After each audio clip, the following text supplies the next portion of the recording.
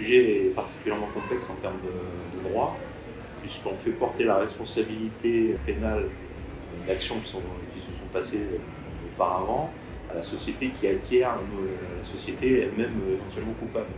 Toute la difficulté qui apparaît dans la pratique que j'ai de fusion-acquisition, c'est d'arriver à trouver l'information sur les éventuelles poursuites ou condamnations sur la société qui est acquise, et à ce moment-là, de pondérer donc, le risque pour la société acquéreuse par rapport à la charge pénale du sujet. On se retrouve dans une situation où en fait, on peut toujours faire les recherches que l'on veut en termes de moyens de due diligence, mais on n'arrivera jamais forcément à trouver la petite bête, le petit détail ou la procédure dans un pays étranger qui peut remettre en cause le deal d'acquisition.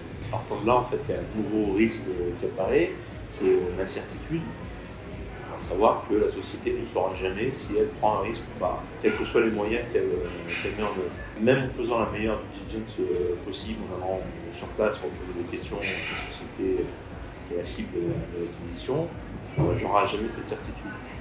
Il y a un biais qui est apparu dans les discussions qui ont eu lieu pendant le débat, qui est de faire signer un engagement de responsabilité aux dirigeants de la société acquise, disant que si des faits de corruption sont révélés, à ce moment-là, la responsabilité leur revient. C'est un nouveau risque, une nouvelle contrainte qui apparaît. Après, en termes de fusion-acquisition, je pense que les entreprises sont assez matures pour mettre au point de nouvelles procédures dans leurs acquisitions, pour faire des screenings de plus en plus évolués des sociétés à acquérir. Voilà mon opinion. Très clairement, on a aujourd'hui dans notre société plusieurs cibles en vue. Et cet arrêt de la Cour de cassation nous interroge. Le risque pénal n'est pas neutre du tout. Ce qui va nous pousser sans doute à aller plus loin dans notre processus de due diligence, sans doute se faire accompagner plus en profondeur, si j'ose dire. Avant, il y avait effectivement une garantie actif-passif qui nous garantissait d'un certain nombre de choses. Aujourd'hui, cette sanction pénale possible risque de freiner, à mon avis, à mon humble avis, ces processus de fusion-acquisition.